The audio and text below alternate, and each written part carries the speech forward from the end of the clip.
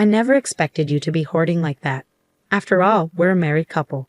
There's no reason I shouldn't utilize our shared assets. It's even worse to hide it while looking down on me. My husband and mother-in-law continued to talk as they pleased, and I grew increasingly disgusted with them. Finally, I decided to confront them with reality. By the way, have you checked the name on the passbook? I interjected, exasperated. My name is Lillian, and I'm turning 42 this year. I've been married for 17 years, and before that, I worked at a company. After getting married, I quit my job and started working part-time at a local supermarket. I met my husband Easton at work, and at the time, I thought he was an ordinary and kind man. That perception changed about 6 months into our marriage. One day, while I was preparing dinner, my mother-in-law suddenly visited our house without any notice. My husband hadn't come home from work yet, and I thought there might be some urgent matters, so I let her in. As soon as she saw the living room, she let out a big sigh. Lillian, you've been idly watching TV until this hour. My son Easton is still working hard, sweating at his job. Don't you feel sorry? She scolded. Yes, I did have the TV on, but until a moment ago, I had been preparing dinner in the kitchen. You might say I'm lazing around, but I finished my housework in the morning and I've just returned from shopping after my part-time job. I replied, irritated but trying to maintain composure. She ostentatiously snorted, went into the kitchen, and started finding fault with dinner. Oh dear, is this all we have for dinner today? Poor Easton working so hard. I've planned for curry and salad today. The salad is in the fridge. How could you let Easton eat such a half-baked meal? I wonder what you've learned at home. She'd insulted, not just targeting me, but also my parents. Finally losing my patience, I asked a bit harshly, didn't you need something? My mother-in-law opened her eyes wide in fox innocence. Oh my, don't get so mad just because I looked at dinner. What do you need then? I retorted, exasperated.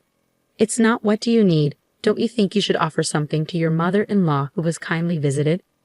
Excuse me, you're such an inconsiderate person, she chastised, settling heavily on the sofa to watch TV. I served her tea, but she complained about everything, including the taste, saying it was cheap.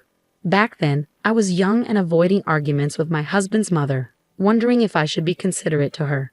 However, taking advantage of the fact that neither my husband nor I said anything, my mother-in-law began to frequently visit our home, constantly complaining about my cleanliness, laziness, and lack of discipline.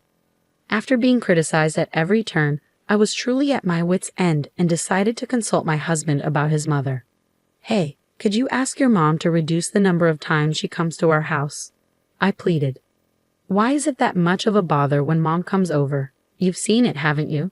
No matter how much I work on the house or cooking, your mom keeps complaining about me, I explained. Well, that's because mom wants you, Lillian, to work harder, so she gets tough. I'm doing my best, but as she comes over without notice. I struggle to prepare dinner properly. If it bothers you, speak up for yourself. But remember, mom cares about us too. Throughout, my husband remained indifferent. No matter how much effort I put into cleaning or cooking, my mother-in-law would nitpick, never once praising me. Once the vegetables my mother-in-law brought were clearly close to expiration, so I used them for dinner. She conspicuously scoffed at serving such withered vegetables to her son and herself. That moment, I realized she just wanted to bully me. Persistently criticized, I consulted my father-in-law. When I explained the difficulty of preparing meals for my mother-in-law and the problem of her frequent unannounced visits, he seemed unaware and politely apologized. I thought she was going out to dinner with friends. I didn't realize she was bothering you, Lillian. I'm sorry, he said. It's not something for you to apologize for. I've been giving her money for meals, assuming she was dining out, but she hasn't been taking it, I replied. Unfortunately, no. I'm really sorry. My father-in-law apologized repeatedly. He promised to speak sternly to my mother-in-law, and I thought that would be enough. But then I received a phone call filled with scathing remarks from my mother-in-law. Hello, you're really uncouth, tattling to my husband like that. I've been going out of my way to check on you, and I didn't expect you to repay my kindness with such ingratitude. That's not true. I'm not repaying kindness with ingratitude. You should be the one apologizing. It's audacious to claim you're inconvenienced. I'm educating you in areas where your upbringing was lacking. You should be grateful, my mother-in-law asserted. I understand what you're saying, but it is inconvenient when you show up without notice. Shouldn't a mother need to make an appointment to visit her own son's house? My parents wouldn't do that, I countered. How brazen you are as a daughter-in-law.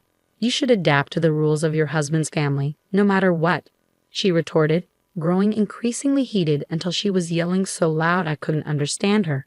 And then she hung up. I suspected she called during my father-in-law's absence, so I hesitated to consult him again, fearing more of the same. Despite a slight decrease in frequency, my mother-in-law persisted in visiting our home. My husband, finding solace in complaining about work to her and receiving her sympathy, showed no signs of persuading her to stop the visits anytime soon. Witnessing his attitude, my mother-in-law became even more cheerful, and they both began to blame me. "Lillian, you don't show enough respect to Mom," my husband chimed in. "That's right, Easton. Tell her more." "I'm only getting a small allowance even though I'm the one earning the money," my mother-in-law complained. They continued to eat the meals I prepared while complaining about them, chatting and laughing in the living room I had just cleaned. When washing the dishes, my husband would demand, "At least prepare the bath," expecting me to get everything ready from bath towels to his pajamas. My mother-in-law didn't reprimand him, but instead sided with him, saying, "Poor thing, having such an inconsiderate wife." I consulted with my father-in-law again, receiving yet another profuse apology. But I was exhausted with the fact that my mother-in-law's actions remained unchanged. Days passed in the same manner until one day, I noticed that a necklace handed down to me by my own mother was missing. When I asked my husband, he claimed he didn't know and coldly dismissed me with, "You probably lost it due to your own carelessness. It was supposed to be in my drawer." The truth came out when my mother-in-law visited our home again during dinner time.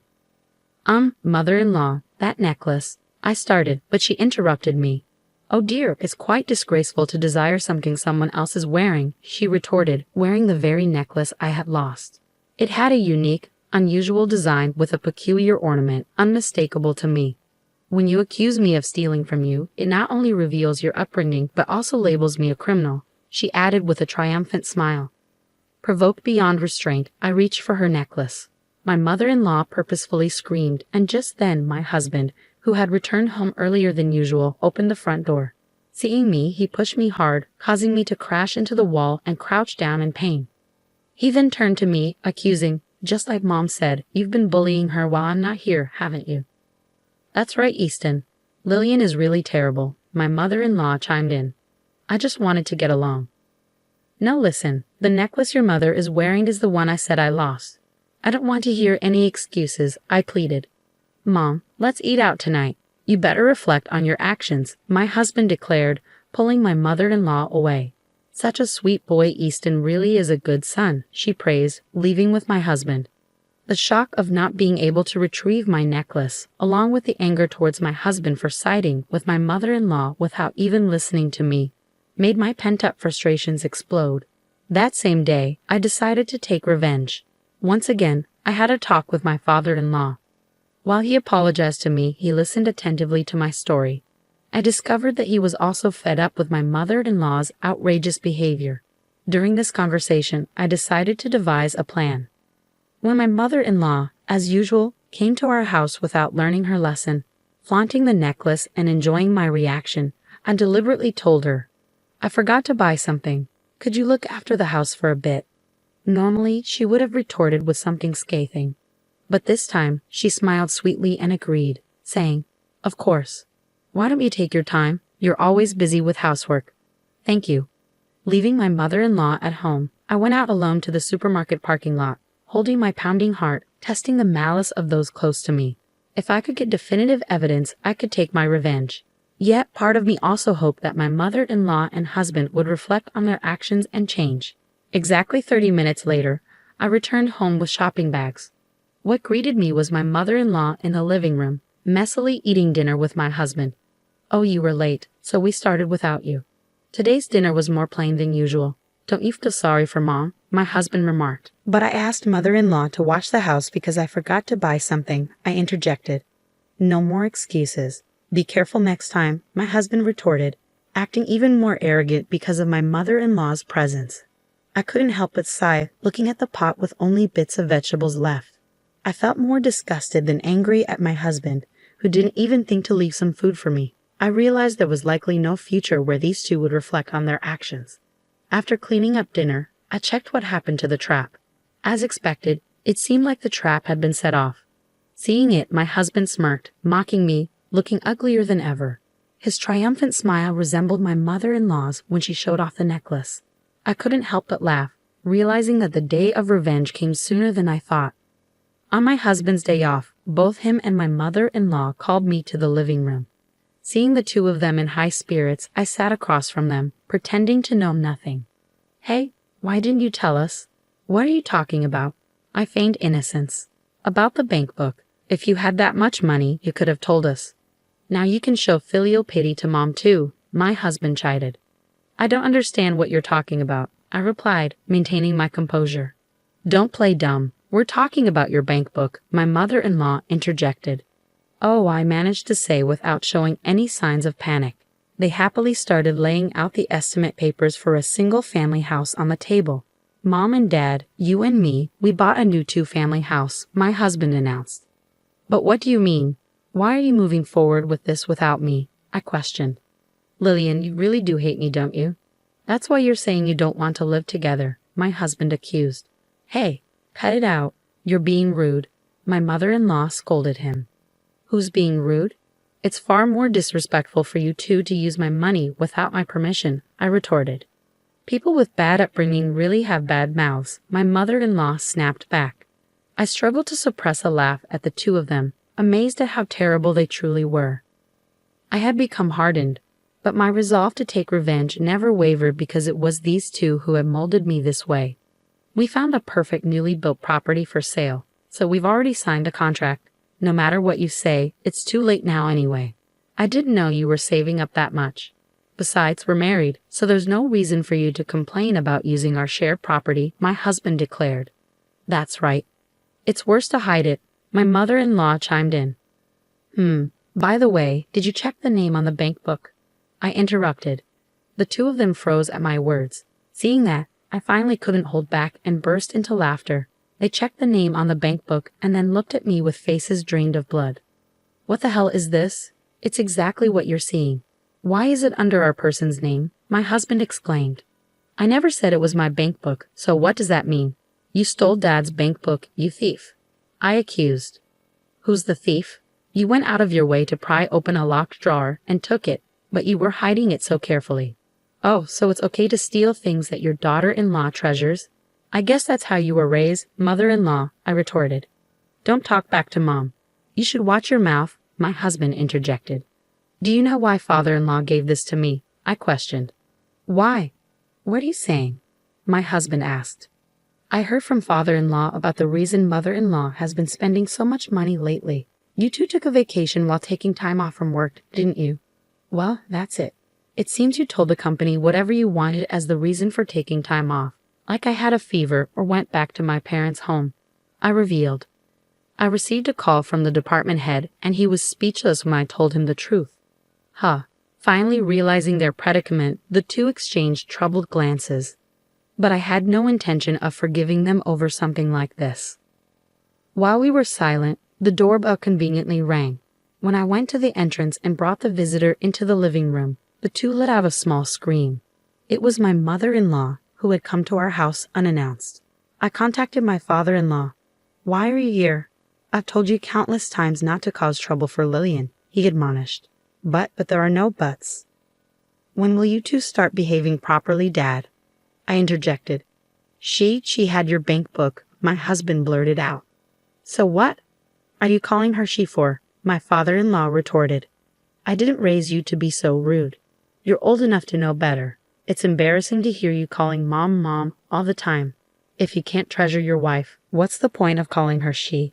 If you say that she has treasured me too, are you saying you're not being treasured?" my husband countered. "I've been working so as not to cause you trouble, and I thought I'd manage to save a decent amount of money. I've tried my best to give you both financial freedom, allowing you to do as you please. And now you expect me to turn a blind eye to the mistreatment of your wife." Throughout this exchange, whenever they tried to make an excuse, my father-in-law would fire back tenfold until they were rendered speechless. He delivered the final blow to the two who were shrinking and hanging their heads. "By the way, about the bank book I left with Lillian," my father-in-law continued. "I told her to take it as a nuisance fee because I felt bad about how much trouble you two have been causing. No matter how much I warn you, you continue. And you two even bought a house with that stolen money.